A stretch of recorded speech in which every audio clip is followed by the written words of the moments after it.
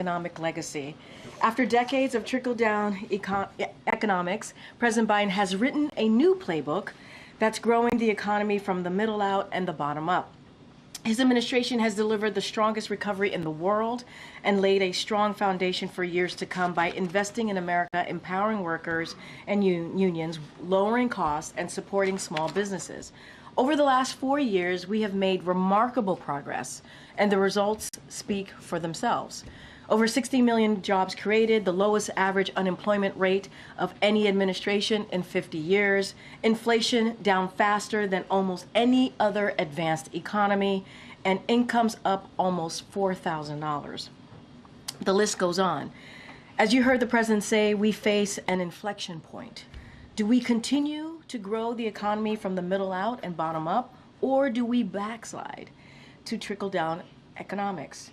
With that, I will turn it over to Jared Bernstein, Chair of the Council of Economic Advisors, to further discuss the economic progress that we have made.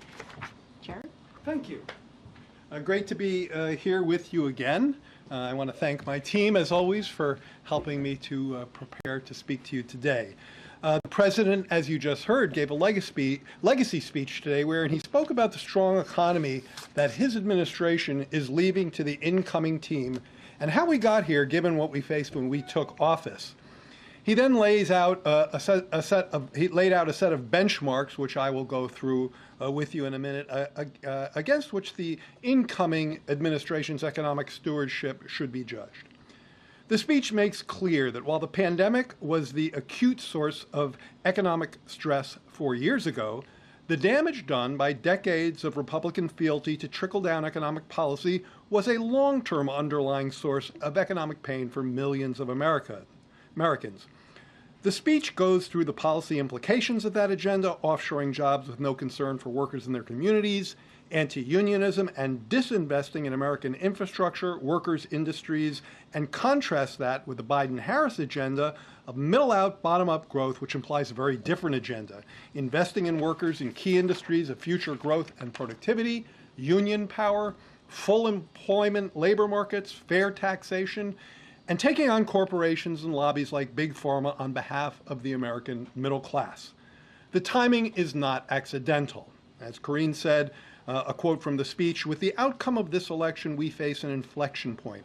Do we continue to grow from middle out and bottom up by investing in all of America and in all of Americans, supporting unions and working families, or do we backslide to an economic theory that benefited those at the top while working people in the middle class struggled for a fair share of the growth?"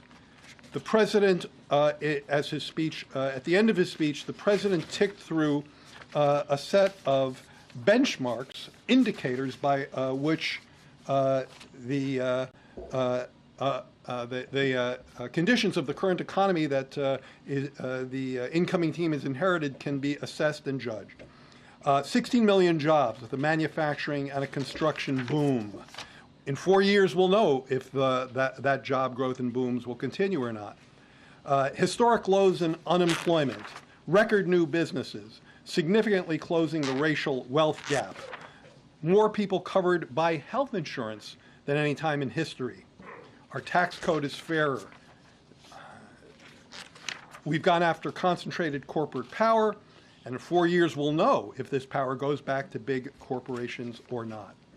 Let me end my introductory comments today with a little bit of a reflection on the economics, speaking as the chair of the CEA, of the economic theory behind what the president talked about in his speech today. I should say the economic theory and the economic outcomes is as far from just a theoretical or an academic exercise. The president talked about achieving a soft landing, and this is the idea of considerably lower inflation without giving up much on the economy's demand side. That is, lower inflation without higher employment. As you know, many economists told us we couldn't get there. We'd have to have a recession to have as much disinflation as we've seen. In fact, that did not occur. And one of the reasons it didn't is because the job market, I heard the president mention full employment a couple of times in his speech today. The job market has stayed uniquely strong for uniquely long. And that's given workers bargaining clout along with his union agenda. And so as prices have come down, as inflation, I should say, as inflation has come down, and wages have gone up, we've had real wage gains now for about a year and a half on a yearly basis. Last seen 1.5% real year over year. That's real. That's a considerable pace of real wage gains. This helps support strong consumer spending, and that's been a core factor keeping this economy moving forward above trend growth rates, and leading to a situation that you heard the president talk about today, where the U.S. economy really is the envy of the world. And I say that as someone who recently came back from Europe, where I was frequently accosted by people who wanted to just talk about how we've achieved the innovation, the productivity, the persistent full employment that we have. That's the consumer side of the story, the consumer spending side of the story. It's 70% of our nominal GDP, so it's extremely important to keep the economy moving forward. But I often think of consumption as today's story and investment as tomorrow's story. I think what the president talked about today, that was so important and so compelling, especially given the fact that many of these benefits are going to unfold 2, 4, 5, 10 years from now, if the incoming folks nurture the seeds we've planted versus take them out. This investment agenda has the potential and is already transforming economic growth, production, innovation, building up new domestic sectors in this economy in the area of clean energy, battery production, chips, and that kind of investment agenda, that speaks to future growth rates. That speaks to future opportunities. That speaks to future productivity growth. Now, we've already, as the president said in his speech today, there's been $1 trillion of private investment that has flooded into those sectors, into clean energy, into semiconductors, into providing infrastructure for this country. All of that, again, is a complement to the consumer spending side of the agenda, the soft landing agenda that sets us up for a future based on the kinds of investments the president talked about today. With that, I'll turn to your questions. Good to see you, Jared. Thanks for doing this and subjecting yourself to all of us. One of the benchmarks that President Biden didn't mention in his speech was the U.S. budget deficit, which is closing out the fiscal year last year like above 6% of GDP. How sustainable is that as an inheritance of the incoming administration? The president spoke about this a bit in the speech in the context of doubling down on the TCJA tax cuts, of course, most of which expire at the end of next year. And he talked about I think he mentioned $5 trillion in deficit-financed tax cuts if Republicans fail to offset that. I think that stands in stark contrast to the budgets that we've passed that have the most recent one with $3 trillion of deficit reduction. So the first point is that if you look at the fiscal outlook that we've tried to craft in our budgets, now obviously we're not able to get those through Congress, but we certainly, that's what we've been fighting for. They're characterized by significant deficit reduction and a great deal more fairness in the tax code, which is something he talked about today. So I think he correctly took a stance that the full extension of the Trump tax cuts would be both significantly damaging our fiscal outlook and, even worse, creating more unfairness in the tax code and increasing after-tax inequality.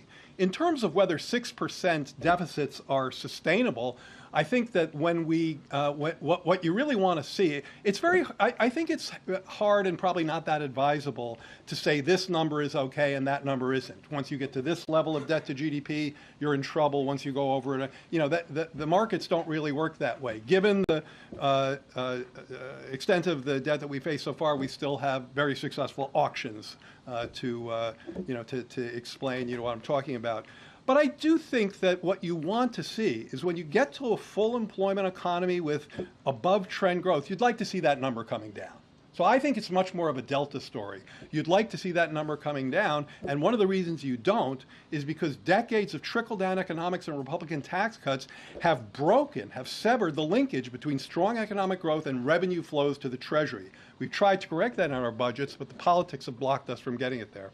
But basically, you believe the current situation is not sustainable based off your budget proposals. I think that when you get to an economy, I think that when you're an economy like ours, no, I wouldn't say it that way. I would say when you're an economy like ours with all the kinds of indicators the President discussed today, full employment, above trend GDP growth, historically low unemployment, yes, your budget deficit should be going down because the revenues that come into your coffers are outpacing your outlays. And that's the budgets that we've written. That's something we've tried to embed in our budgets. And we haven't been able to get them passed. What's worrisome, and the President talked about this today, is that the incoming administration is making sounds of going in the other direction, which I would consider fiscally reckless.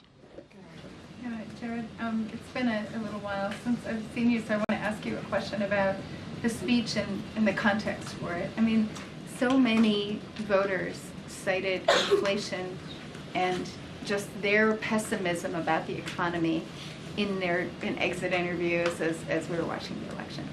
So what is the purpose of sort of going out and saying, well, we did all this right against that backdrop? It's kind of like water under the bridge, right? Sort of your account of the economic progress is against the backdrop of people having said, no, that's not what we want to do. Well, as I tried to express in my topper here, in my introductory remarks, the purpose was really twofold. One was to lay out a set of benchmarks. I mean, I think the President quoted Reagan in the speech saying sometimes facts can be stubborn things, but they are facts. So lay out a set of facts that are unequivocally correct about above trend growth, trending at 3% on real GDP, lowest average unemployment in 50 years, 16 million jobs, and so on, real gains in average income of $4,000 since we got here. Lay down a set of facts, benchmark 20 million new businesses, small businesses created. Lay down a set of benchmarks against which the progress of the incoming administration should be judged. I mean, this is the incoming team, in no small part, ran hard against this economy, and so it's entirely possible that in some short amount of time that they start making very different sounds about how they own these great results. And we wanted to be sure that we set down the benchmarks that the Biden economic agenda delivered. Secondly, how did we get there? So those are the benchmarks, but how did we get there? We certainly didn't get there with trickle-down economics. We got there with the new playbook that Karine and I referenced, and that's a playbook that invests in American workers.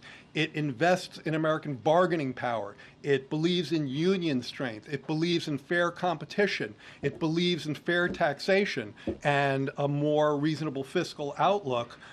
It believes in pushing back on concentrated corporate power. All of those parts of the Biden economic agenda got us to where we are in terms of the positive indicators that we had in this, that we outlined today. Now, at the same time, nobody is denying the inflation that you asked about, and in fact, the President hit that head on in two ways. One, first, he talked about our efforts to get inflation down. So remember, in mid-June, you saw inflation peak, and after that, it turned around and came down pretty quickly to now it's within target. It's close to the Federal Reserve's target rate, and that's why you see them cutting rates.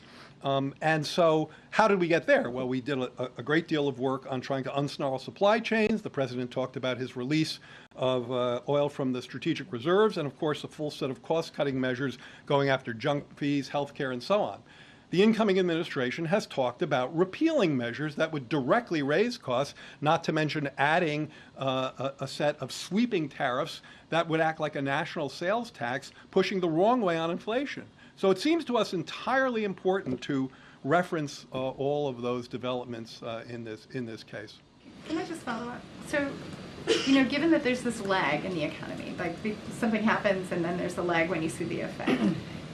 How long will it be before, say, Trump's tariffs sort of make themselves felt? Because I think the White House itself looked at the possibility of repealing or removing the U.S.-China tariffs to sort of address inflation and realized there would be only a very modest impact. So okay, so first of all, what's your sure, I can give you some lag, economics on that and the lag structure.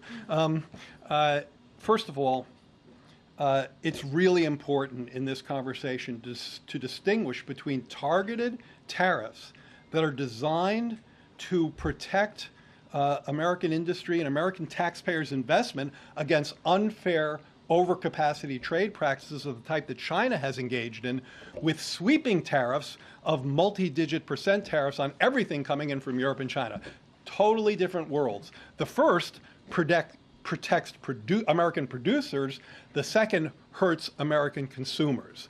How quickly does that happen? Quite quickly. So let's talk about how a tariff works. And again, I think we've gotten some misguided explanations in this regard from the other side.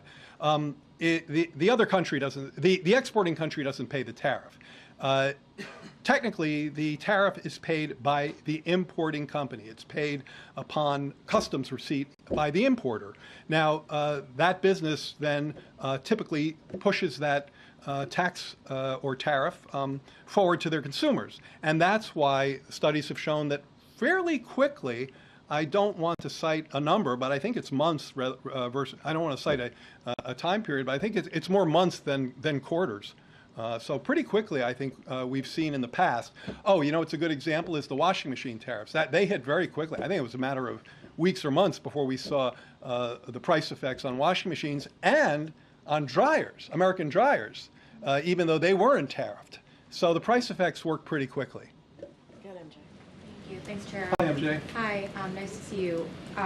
You know, over the last year or so, I think we've all seen you field a lot of questions about this disconnect between what you describe as a strong economy versus the people's generally pessimistic economic outlook. I just wondered, and it's related to the last question, what would you say is the reason that there wasn't enough of an improvement in people's economic outlook by Election Day? I assume you've had some time to reflect on the results of the election.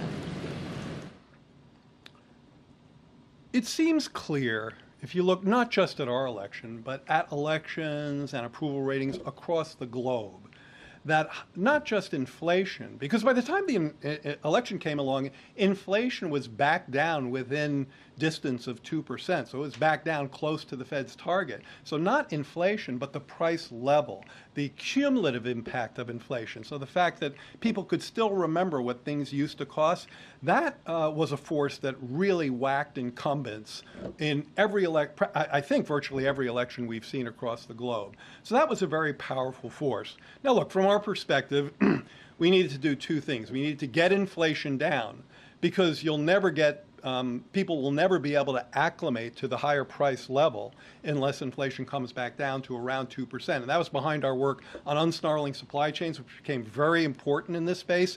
One of the graphics that I like to tout from our CEA team is if you look at supply chain measures of stress, which go way up and way down in the pandemic and post-pandemic, and you plot them against commodities goods inflation, they track each other very closely with a bit of a lag.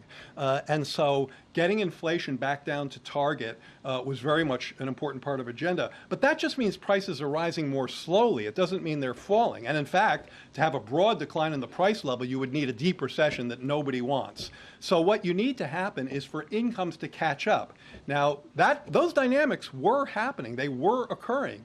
And I've spoken about this from the podium before. I theorized, probably a couple of years ago, and one of my colleagues and I are trying to write an academic paper about this. I theorized a couple of years ago that if inflation came down and people had enough time to acclimate to the new price level, an acclimation that would be very much aided, and in fact was essentially had to be aided by rising real wages or incomes, eventually they'd start to get acclimated and to feel better. And sort of what's the word I want? Sort of a trivial example of that is.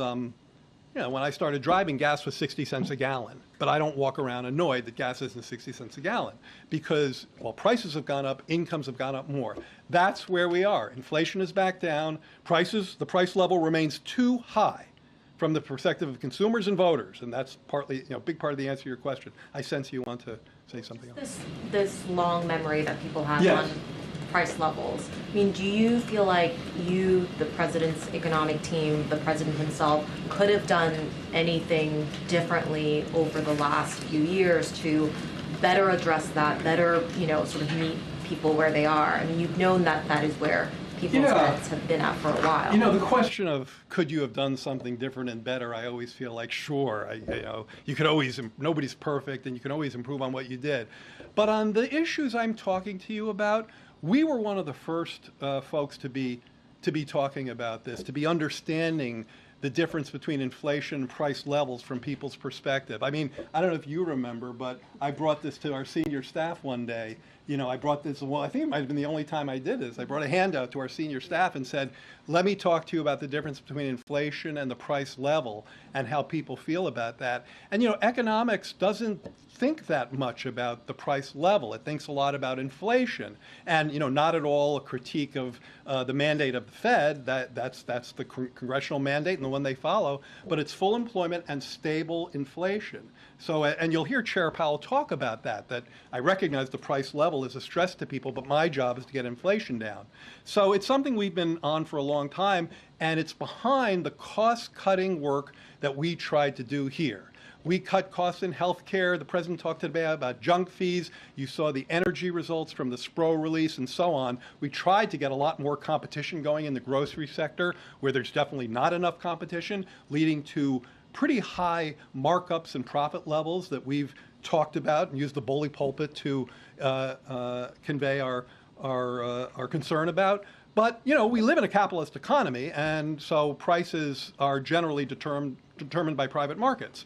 But where we could, and healthcare is a great example because the government is in 9% of the healthcare market. So healthcare is about 18% of GDP, about half of that is the government. So there's an area where we could and did make a huge difference. Insulin, capping prescription drugs, which kicks in, by the way, in a couple of weeks, the $2,000 cap on prescription drugs. We're very proud of that agenda. You know, could we have done more or talked about it differently? You know, I think we did what we could. Hey, Jared. Hey. Good to see you. One of the things the president mentioned today at Brookings was he hit a note of regret about not signing the COVID checks the way that Donald Trump did. And I just was wondering if that's something you ever talked about, or, you know, following up on MJ's question about what could have been done differently. Was that a debate that happened at all? Would you have recommended anything to the president in that regard? It's not something I recall talking or debating about. I mean, I will say two things about that. One is, just to bring it back to the economic space in which I'm more comfortable, certainly those checks were instrumental in what I described earlier, which was getting businesses and consumers to the other side of the crisis. You know, we gave people more buying power than they had at a time, and there's been a lot of second guessing on this, so I'd love to set the record kind of straight. In January of 2021, it was peak COVID deaths. Okay, the unemployment rate was stuck at 6.7%, and I just looked back the other day. The last jobs report when we came in was a negative. It has been revised. It's been revised differently. I think it's actually been revised to be a bigger negative, but it was a negative. In other words, we'd lost, I think, 140,000 jobs according to the print. That was in December of 20. So this was a very challenging economy. You know, people who say it was fine and you shouldn't have done anything are forgetting, you know, that's amnesia. So we're very proud of the fact that this income got into people's hands quickly. Who was asking about the lag a second ago? Boy, there's a really tight lag there. You know, this money got out quickly. It got into the economy quickly, and it very quickly set up an economic expansion that is today the envy of the world. The president isn't hyperbolic when he says that, and I say that having recently come back from Europe, is the end that set up that full employment expansion that we've enjoyed since then. And two, so I said there'd be 2 points. Two, he was kidding. Oh, yeah, what do you guys think about signing the checks? He was kidding. Good, Daniel. Thanks, Jared. I just wondered if you have had the chance yet to speak to your successor in the Trump administration, and if you've got any advice for him. I have not. I don't know who will be sitting in my chair yet, so I haven't spoken to that person. And then advice? Yeah. That's a good question, one I haven't thought of. I would say read the president's speech today. Really, I'm not being facetious. The president's speech today is the best advice I could give to any member of the incoming economic team. Because what it says is we have planted some very important seeds in growing domestic industry, which I think both the outgoing and the incoming administration share, the strong desire to see American industry stand up independently, more resilient supply chains. Yes, we still believe in very robust trade flows, so obviously part of my advice would be not to do sweeping tariffs. Certainly small tariffs, targeted tariffs that protect against unfair dumping, sure. But it would be to nurture, I guess this may not be the most mellifluous advice that they want to hear, but nurture the seeds that we've planted. This is not a blue state thing or a red state thing, and in fact, the president was very clear on this today. Most of the investments under the IRA, under CHIPS, even under infrastructure, are going to red states, not blue states. Most of them are going to people with relatively lower incomes or lower levels of education. So very much a working class issue. So nurture the seeds, don't stomp on them.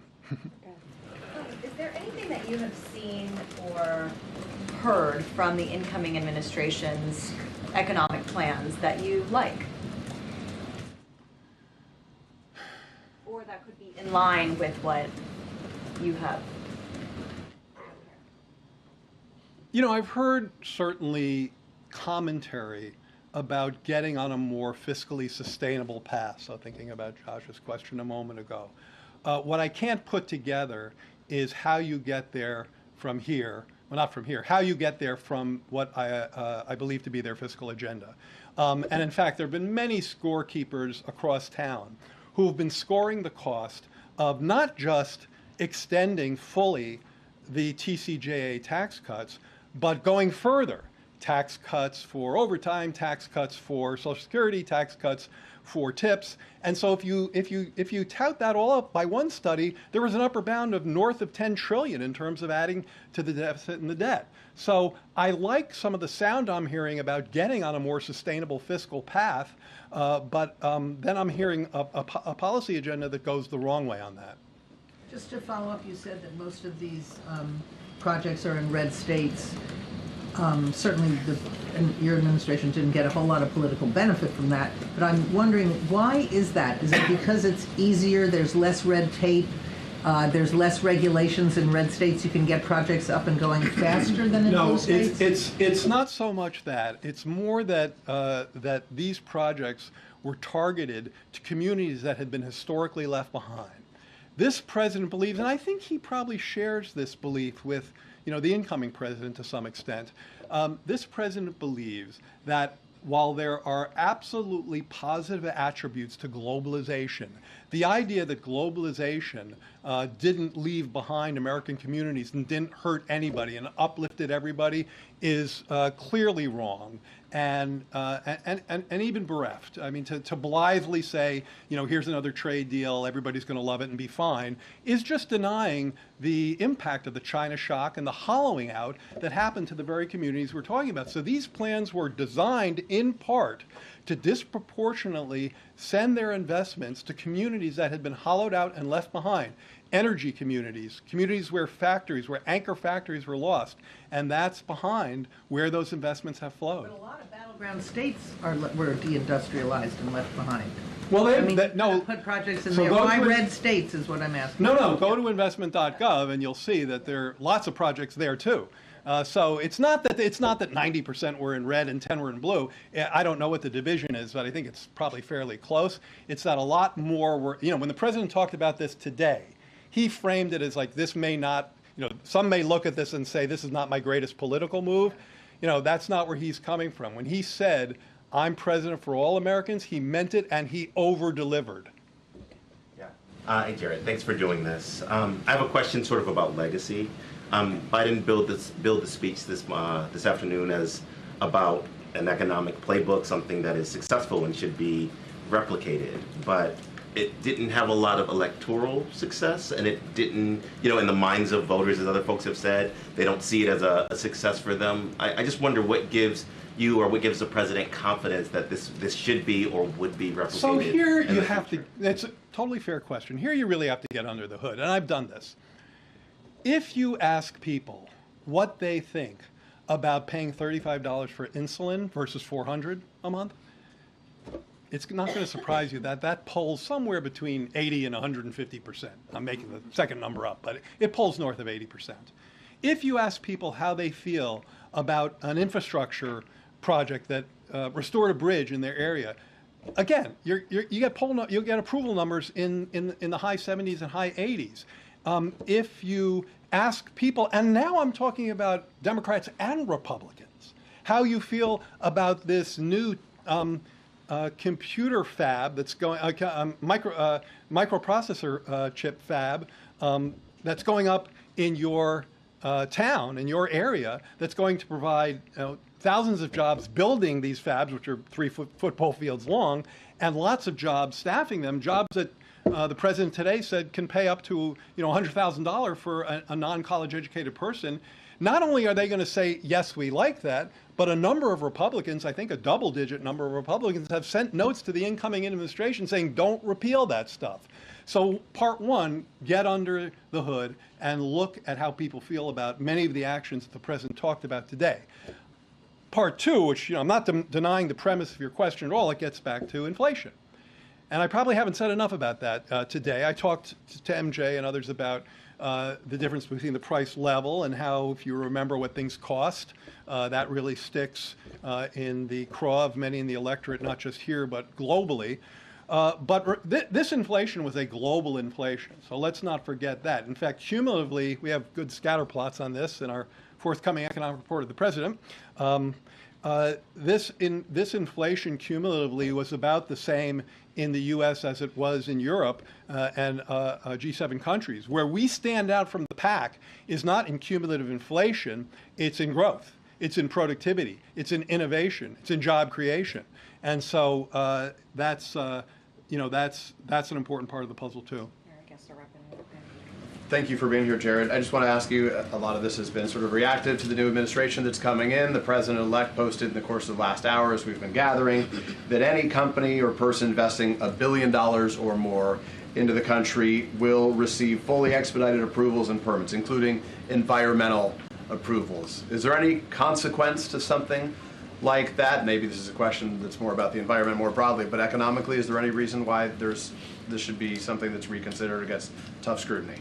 I would hesitate to respond to a tweet from the incoming president just because I'd like to know more about what he's talking about and whether that's something they're actually planning or something. Fair, that's all we know about what he's talking about, right. But that's fair. So I probably wouldn't say much about that. I will say the following that speaks to that a little bit. I keep flacking our forthcoming book.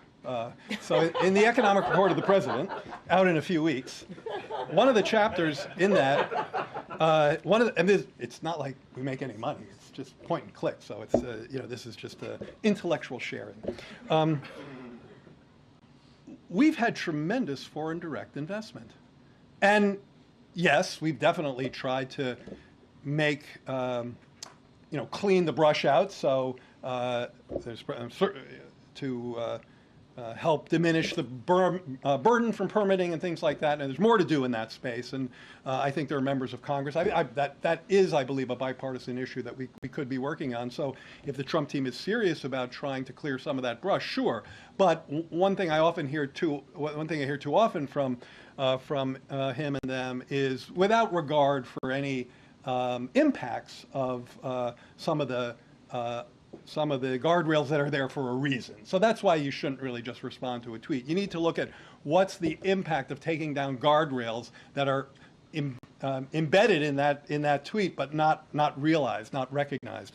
But without, even with the current situation being as it is, we've had tremendous inflows of foreign direct investment. I mean, TSMC, as you well know, I suspect, is building plants and already testing chips, and I think quite successfully, in their fabrication plants in Arizona, I believe. And of course, across the country, we've seen these investments play out. And when I think about the pictures in this chapter, the foreign direct investment charts, they spike up like that. We've certainly seen historical investments in manufacturing facilities in this country. We recently hit a peak in the contribution of manufacturing facilities in this country. Its contribution to GDP was was recently the highest it's been since the early 1980s. So that's not just domestic investment, that's global investment. We're very proud of it. All right. Go ahead, Jared. Last question. Thank you. So, I mean, I guess more broadly, the audience for the address today, was it, like you said, just for the American people to know sort of what you were and kind of how to judge the next 4 years, or is this kind of a call to action for members of Congress, for Democrats to think before maybe they go along with some of these policies legislatively? I mean, I think that in some ways, sure, the latter of what you said, in the sense that the president was very clearly outlining two very alternative economic playbooks, and he was very critical of the former, the trickle-down model, and very much underscoring the progress that we've made with the Invest in America, Invest in Workers, Invest in Unions, Invest in Tax Fairness, Invest in domestic industries in this country. That's the agenda, that he obviously argued today is far superior to growing the economy in a lasting way, to trickle-down tax cuts for rich people, which, as I said earlier, simply worsen the fiscal outlook and enrich their beneficiaries. What I would say in terms of, I don't know that there was some sort of, no hidden message to politicians in there, but I've tried to say today, one, I think, useful way of looking at what he talked about today is this investment agenda. Strong consumer spending at 70% of our economy, that's important, but investment, is another 10, 15%, and that's important too. Consumer spending helped us get to where we are, helped us, strong consumers on the backs of a strong labor market, easing inflation, strong real wage and income gains, that's helped get us to where we are. And in fact, a healthy American consumer, off the backs of a strong full employment job market, will always propel this economy forward, because consumer spending is 70% of our GDP. In Europe, it's 55%. In China, it's 40%. So that's a natural place for us to have gone. But for investing in the future, you got to plant seeds. So the message to anyone, D, R, whomever, from the speech today, is nurture those seeds. Take those seeds that we've planted, and by the way, these are not sprouts in the ground. I mean, these are seeds that have $1 trillion of private capital backing them. So they're sprouting. I think I better put this tortured metaphor aside pretty soon.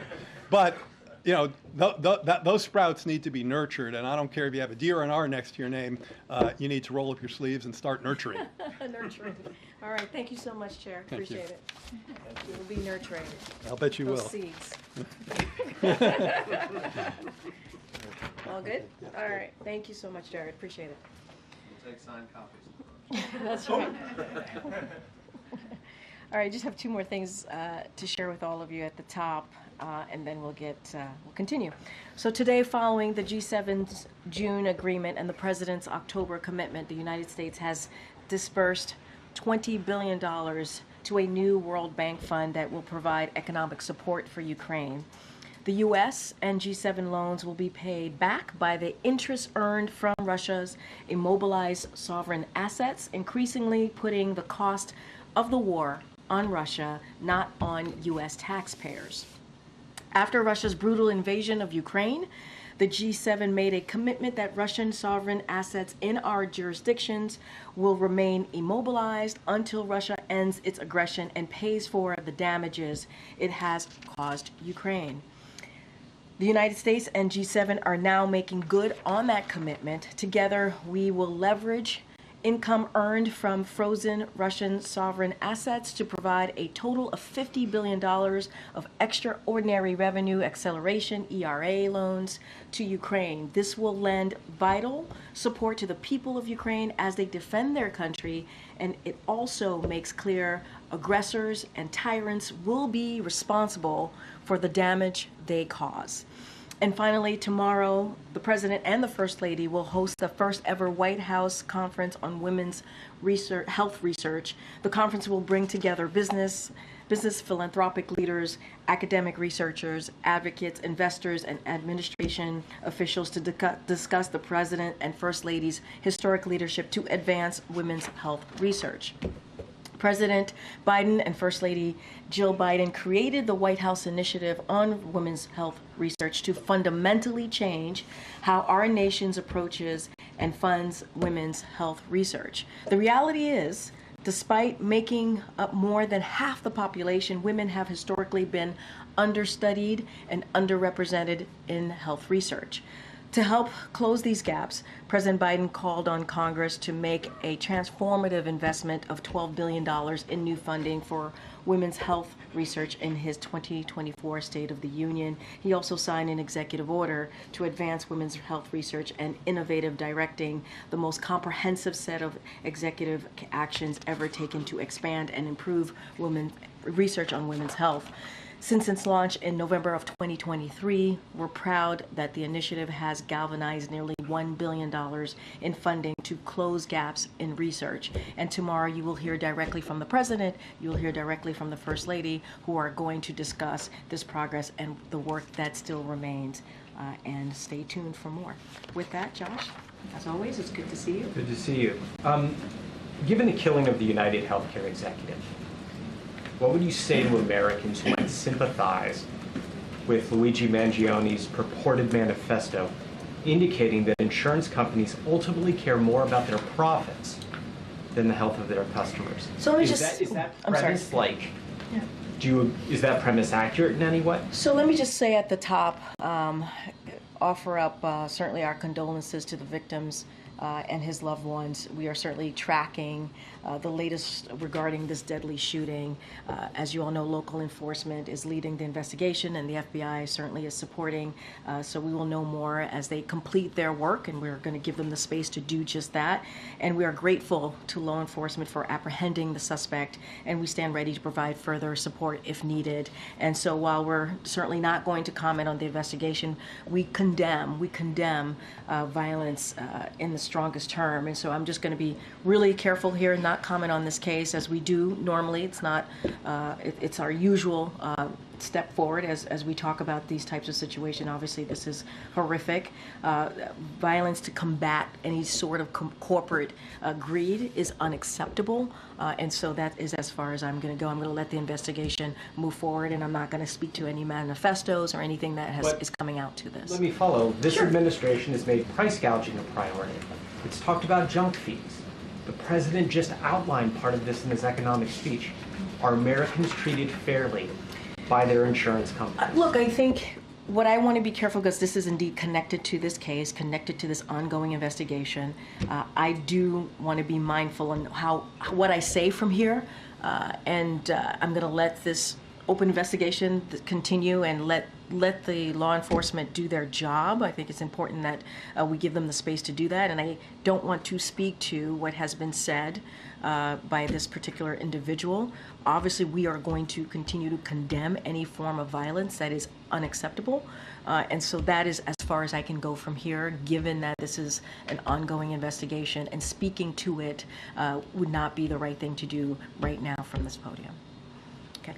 A couple questions about drones. There have been repeated drone sightings in the Northeast, especially in New Jersey. These are not small drones, some of them pretty large. They're flying at low altitudes, they're flying in flocks. Has the president been briefed on this situation? So we are certainly aware, the president is aware. So we're closely tracking the activity and coordinating closely with relevant agency, including DHS and FBI, to continue to investigate these incidents. Don't have anything beyond that to share. Obviously, this is something that DHS and FBI are tracking very, very closely, and so I would have to refer you to them directly, but aware. Keeping an eye out and looking into the incidents that you just mentioned. Still though, but has the federal government ruled out that these are controlled by foreign entities? Yeah. And do you know if they're conducting surveillance over these So areas? I cannot make any kind of predictions or comments about that specifically from here. This is something that DHS is looking at and FBI, so I would have to refer you to them. I don't have anything beyond that. We're tracking this very closely. Obviously, we're all aware of the incidents that have been reported. I'm not going to go into what they could be or could not be from here. That is something that obviously is being looked at as those respective agencies that I mentioned. When was the president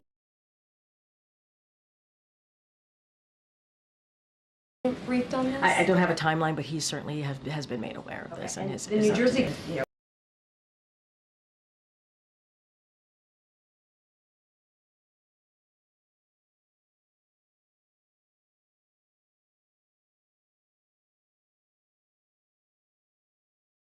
It's frustrating that there aren't answers about where these are coming from. And certainly made public. And we have two agencies that I've already mentioned that are looking into this, working closely with folks on the ground, trying to get to the bottom of it. Two agencies that I've already mentioned that are looking into this, working closely with folks on the ground, trying to get to the bottom of it. I don't have anything more to share beyond that. Go ahead, Andrea. I was trying to see who else I could call, because I know I've called on you already. So I just wanted to follow up on your comment, or your desire to not comment necessarily on the United Healthcare thing, but you did use the words corporate greed. So just you mean just in general in this administration? Well, I mean, in Or terms what- of, you talked about the horrific response. Just read it back. Obviously, this is a horrific response. Oh, you mean in my answer? This is horrific violence. Yeah. To combat any sort of corporate greed is unacceptable.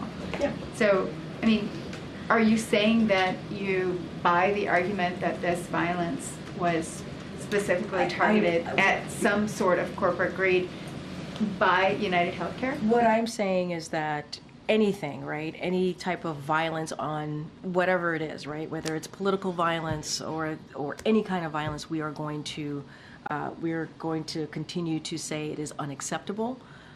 And we're going to condemn any form of violence. And that's what I was bringing it more so in a broader spectrum of what we have been pretty consistent in saying at this podium in this administration, certainly this president as well.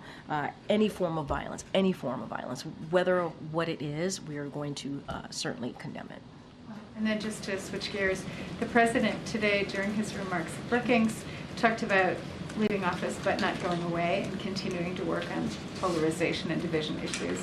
Do you have anything to share with us in terms of the president's plans? He's cut short his, what will he be doing over the holidays? Can you just sort of give us a little readout on what he's planning and whether, there would be a foundation or how he envisions working on So you're talking about like, polarization. what his world will look like post his presidency. Look, I'm going to let the president speak to that. Obviously, he gave you a little bit of a window of his thinking of what he sees his world post January 20th. I don't want to get ahead of him. This is someone, if you think about it, right, and more broadly, he has had a 52-year career in public service. So he is a public servant to his core and always believes in doing everything that he can to make Americans' lives better. And you saw him do that in the last almost 4 years. And he's going to continue certainly doing that in the next 41 days, the last 41 days of his administration. And so that is inherently who he is. He talks about continuing to do the work that he truly believes in. Obviously, he talked about polarization. This is something that he's talked about for some time. And this is also president, whether he was president, vice president, or senator, and you know this if you followed his career very closely, he has found ways to reach across the aisles to get things done on behalf of the American people. And so I'm sure that is something that he wants to continue to speak to, but I don't have anything to share. I'm going to let him certainly lay that out when he feels is the right time to do so. And just really quickly, I know that Kirby spoke with us earlier, but the question that I have is on Syria, and it looks like the government there now is sort of, or the direction seems to be to embrace an open market economy. Can you say anything more about further contacts that you've had with the opposition forces there in Syria, and what your sort of understanding is about the direction that government will take? So look, what I will say is, and what you've heard from many of my NSC colleagues over the past couple of days, and certainly from the president on Sunday when he spoke to the developments in Syria on Sunday when he gave remarks in the Roosevelt Room. So what we can say and what I can say is that we are in contact with all the Syrian groups, including including intermediaries, as we work to do whatever we can to support the Syrian people through a transition, and so that's what I can speak to. You heard the president say that various leaders of the rebel groups, including HTS, are saying what we view to be the right things publicly, obviously, but what is important is what they're saying closely matches what they're saying.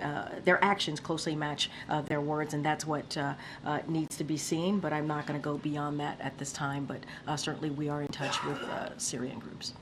Okay, MJ. Thanks, great. Just quickly following up on the murder of Brian Thompson, can you give us any sense of how the president himself has been processing those headlines? I think even just setting aside the debate that it has prompted about the healthcare industry, I think just the image itself has been so shocking to a lot of people. Yeah, and I'm going to be honest, I haven't had a deep dive conversation with the president about this. Obviously, I know that he has been updated. Certainly have talked to him about what has been reported, and he's been updated by other senior members of his team. So haven't gone into the images or anything like that specifically. But what I can say, and what we've been pretty consistent, and I just mentioned this to one of your colleagues, is denouncing violence and how horrific this incident is. And it is important to certainly continue to say it's unacceptable, continue to say that we condemn it, and we are trying to be really mindful because this is an ongoing legal matter, and so what we say at this podium, as you know, goes far and wide and has impact. So we're trying to be super careful from here. But the thing that I can say is condemn the violence that we saw certainly last couple of days ago on this issue. Just separately, can you confirm that the president still opposes the death penalty? No, his view has not changed on that. Given that his view on that hasn't changed, can you talk to us a little bit about, I know you're not wanting to share anything that you're not prepared to share yet, but given that that has been his stance, is he currently considering the possibility of the commutation of inmates that are currently on death row? Again, I'm not going to go ahead of the president's thinking. Certainly, we will have more to announce on pardons and commutations, as I've said many times before. But there's a process. He's reviewing it. He's thinking through it. I'm just not going to get into any specifics from here at this time. When he's ready to make announcements, we'll certainly obviously share that with all of you. Quickly, you mentioned the president can speak for himself on a lot of these issues. Will he give a year-end press conference? I don't have anything to share. Obviously, the president is going to wants to continue to engage with all of you. I don't have anything to share on that. The former Israeli defense minister was here today. Any updates on where the hostage negotiations stand? I don't have anything to update you on that, as you know, and we've been pretty consistent about this and pretty forthright on saying how we are certainly continue to be committed and working 24/7 to get the hostages home. This is a priority for this president, and he wants to do everything and continue to do everything that we can to do that. National Security Advisor Jake Sullivan is going to be traveling to Israel this week to meet with Israeli officials as part of our close consultations on a range of important issues, including our efforts to reach a hostage release and ceasefire deal in Gaza, and the latest development in Syria, and for discussions about Lebanon and Iran. So that is happening. Jake will be going to the region, and as you probably already know, he's going to be meeting with the families of hostages in Gaza, and so they're going to be meeting this afternoon if they haven't already. And this is something that, as you know, he has spoken to this before. Jake Sullivan regularly meets with the families of these hostages, and he has done that multiple times throughout this past year. And so that is something that he's going to be doing today.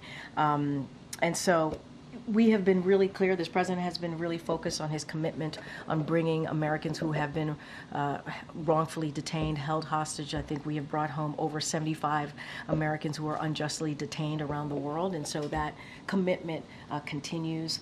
And so that is certainly what we're going to work on 24/7 from here. And to that note, the president said that he believes that Austin Tice, American journalist held in Syria, is alive. What exactly is that based off of, and has there been any movement in terms of securing his release? So let me just say at the top that that is a priority. You heard that from the president when he took, I think, he made a statement and certainly took a question about this on Sunday. Finding Austin Tice is a top priority of this administration. The FBI and State Department have offered up to $11 million in reward to anyone who can provide information. We do not know where he is located. We do not know. But we continue to hope that he is alive. And I think that's what you hear from this president, that he is hopeful that he is still alive. And we're talking through certainly this with the Turks and others to find him and to bring him home. And that is our commitment from this president. I will say more broadly to answer the question, there is no indication that he's not alive. But there's also no indication about his location or his condition. So again, we are hopeful. We are hopeful that he is, and we're going to continue to do the work to bring him home. Sorry, just to follow up. So when the president says he believes he is alive, are you saying he's really saying that he's hopeful he's alive? Well, there's no indication he's not alive. There isn't. But at the same time, we do not know his location, and we do not know his condition. That is just sadly the realities that we're in. You heard what I just laid out about what the FBI and the State Department have done, offered up $11 million in rewards to anyone who can provide more information. I think that shows our commitment to bringing him home. And that's what you're going to continue to see from this president. Again, I talked about how he has, in his administration, has brought home more than 75 Americans who have been wrongfully detained. And so I think you can see this president and hear this president's commitment to doing that, getting Austin Tice home to his family. Yeah, Peter. Can you detail how recently or when most recently President Biden himself spoke to the Tice family, what the engagements with the family look right now, and then what, with some specificity, is being done to try to secure more information? Is there a hostage recovery effort that's taking place that's physically in Damascus on the ground? There are American troops there. What more can you tell us about that? So I would have to check in. I don't have any update on a conversation when is the last time the president has a conversation. None since the fall of Assad. I just want to be super mindful. I just haven't had that conversation, so I don't have anything to share with you on the last time the president has spoken with Austin's family. As you know, Jake Sullivan, the National Security Advisor, spoke to his family just last week, so that has occurred. There's been engagement and from us with the family, so just want to make that clear. Look, I just laid out how the FBI and the State Department has offered up $11 million in rewards, right, to try and get more information. We do not know his location, and we do not know his condition. And so we are trying to do everything that we can to get that information. We are committed to bringing him home. And so that is what you heard from the president, certainly on Sunday when he was asked directly this question, or asked a question about Austin. And so that continues to be our commitment. So we are certainly working through the Turks and others to find him and bring him home. So that is the actions that we have been taking. And so I don't have anything else to share beyond that. If you have anything more to share, I trust you'll tell us. Let me ask you, if I can, following up on a question that was asked to Jared that raised this thought for me. Have you had any conversations with your successor at the podium, Caroline Leavitt, and specifically, what advice would you give to her when she takes the podium? Yeah, I was asked a question like this when her announcement was made, and certainly I wish her all the luck. And this is a great job. I love this job. It has been an honor and a privilege to serve as the White House press secretary to this president, to President Biden, to this administration, and I hope she enjoys it. And I hope, again, I just wish her well. This has been an experience that I will always remember, a lifetime, one of those experiences that will live with you forever, and. I know people say how tough this job is. and how unrelenting it could be. But I enjoy it. I've enjoyed this opportunity. I've enjoyed speaking on behalf of the President of the United States. That is a big deal. That is an important job. I have not spoken to her, but certainly wish her well. Obviously, you wish her well, so those are good wishes. But in terms of advice, what is your advice? Well, look, one of the things that we have, I hope you all agree, in this administration is we have brought back the norms of how to engage with the press, having these press briefings, doing these back and forths, and trying to do that in the most respectful way that we can. And I think it's important. It's important we did that, not because of all of you here. Obviously, we respect the work that you do, but also what the job that you do and what it means to the American people. So to be clear, would you urge the new White House to have a daily press briefing? I am not going to.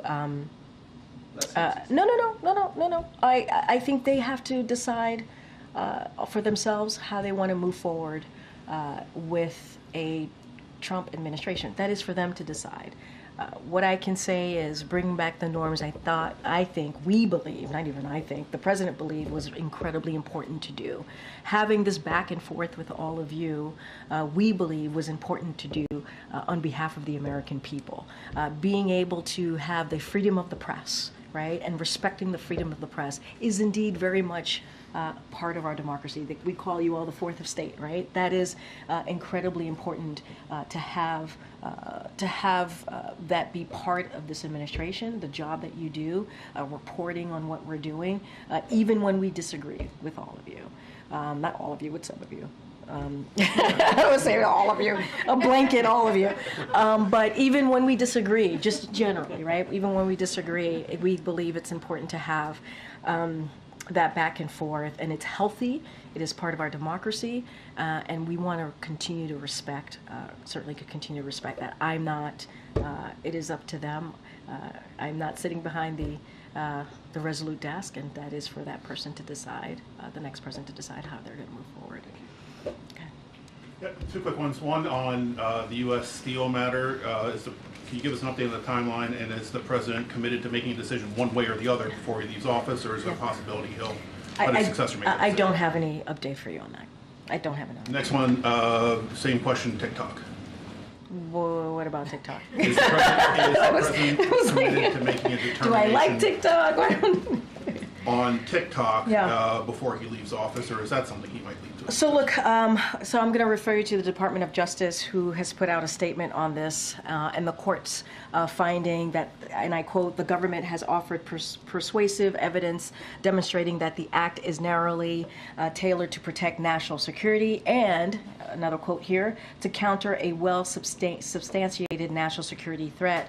I'll just reiterate the administration and a strong bipartisan majority of Congress that pass this law have been clear that we want to see is a divestment, not a ban. We've been very clear about that. You've heard us talk about that from here ad nauseum, I'm sure, for all of you. And so this is not about banning the app. This is about preventing the PRC from being able to exploit data gathered on many Americans. So this is about protecting our privacy and American privacy. And so that's what we've been very clear about that. Outside of that, I would have to refer to the Department of Justice. This is a presidential determination under the law. I would refer you to the Department of Justice since there was just a decision made about this. So I'm going to refer you to this on that.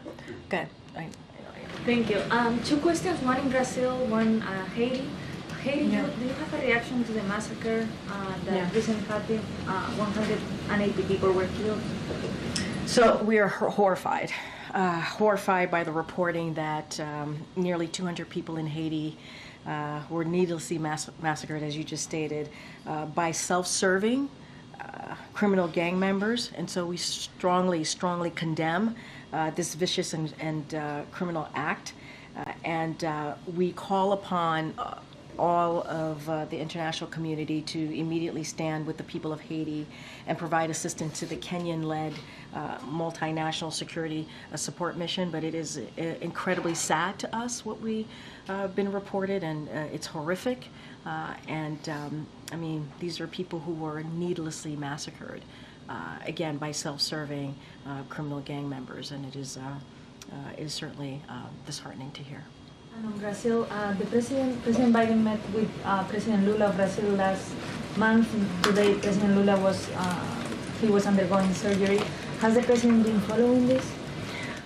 So he is aware, and you're right. The president was in Brazil recently. He enjoyed President Lula's warm welcome to Brazil just a couple of weeks ago, just last month. And so we are pleased to hear that his operation this morning went well, and certainly we wish him a speedy recovery. And as you just asked me, the president is aware and is tracking. Go ahead. Thanks, Corinne. One of the first things that the president did when he took office was rescind former President Trump's order creating Schedule F that would have allowed thousands upon thousands of civil servants to be fired if they were determined to be in a policy-making position. And the administration has finalized regulations that would make doing that harder for a future president, but the president never got behind any of the bipartisan bills that would have prohibited future presidents from reclassifying civil servants employees to make them more easily fireable. Does he regret not doing that, considering that President-elect Trump has indicated that he wants to immediately bring back Schedule F and begin firing lots of civil servants? So what I will say is, and you stated this in your question to me, and I think the president has led by example. You said what he did the first couple of days, couple of weeks, even months when he stepped into this office, into this administration, and trying to protect, certainly, and turning back some of the policies that were put forward. And the reason he did that is because this is a president who believes that public servants deserve to be treated with dignity and respect because they are working on behalf of their fellow Americans. And so he took those actions because he believed that. And he took those actions because he was able to lead by example in this office.